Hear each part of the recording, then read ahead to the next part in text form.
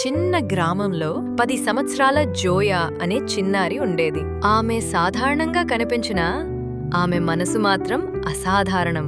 పిల్లలు ఆడుకుంటూ కాలక్షేపం చేస్తుంటే జోయా మాత్రం పుస్తకాలతో, ప్రశ్నలతో, కలలతో మునిగిపోయేది. ఆమె ఆలోచించేది, నక్షత్రాలు ఎందుకు మెరవుతాయి, పక్షులు ఎలా ఎగిరి పడిపోవు. ఆమె చేతిలో చిన్న నోట్బుక్, అందులో ప్రశ్నలు. ఒకరోజు స్కూల్లోని కొంతమంది పిల్లలు ఆమెను చూసి నవ్వారు. జోయా, నువ్వెప్పుడూ పుస్తకాలే చదివేలా ఉంటావు, ఎవరు పట్టించుకుంటారు ఇవన్నీ?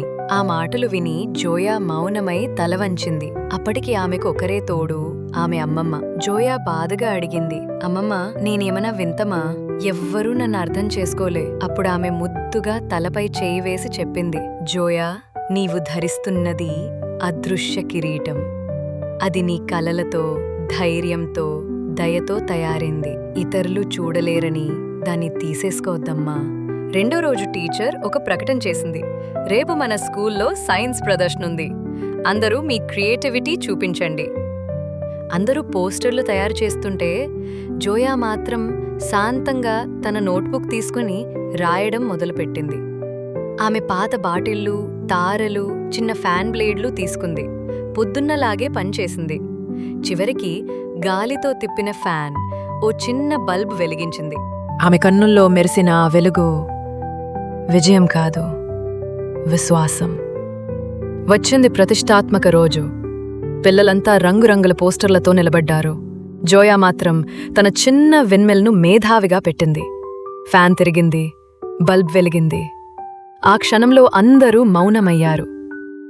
టీచర్ ఆశ్చర్యంతో, జోయా, ఇది నిజంగా అద్భుతం. నువ్వు గాలిని విద్యుత్తుగా మార్చావా? పిల్లలే, నిన్న నవ్వినవాళ్లే ఇప్పుడు ఆశ్చర్యంతో ప్రశ్నలడుగుతున్నారు. ఆ రోజు నుండి జోయా ఒక్క చిన్నారి కాదు, ఆమె ఒక బుద్ధిమంతురాలు, లీడర్ అయింది. ఇతర పిల్లలకు నేర్పింది. తాళం వేసిన జ్ఞానం తాళం లేని హృదయాలతో పంచింది. ఆమె తలపై మళ్లీ మెరిసింది ఆ అదృశ్య కిరీటం. మళ్లీ అదే మామిడి చెట్టు, అదే నోట్బుక్, అదే కలలు. కాని ఈసారి ఆమె తలపై ఉన్న కిరీటం మన కళ్లకే కనిపిస్తుంది. దాని ప్రకాశం నమ్మకం, దయ, ధైర్యంతో తయారై ఉంది. మూల సందేశం, చివరి మాటలు, మీరు ఎవరు కావాలనుకుంటే వారే ఉండండి. ఎవరూ చూడలేరు కాబట్టి మీరు మానకూడదు. ఎందుకంటే మనందరిలోనూ ఒక అదృశ్య కిరీటం ఉంటుంది.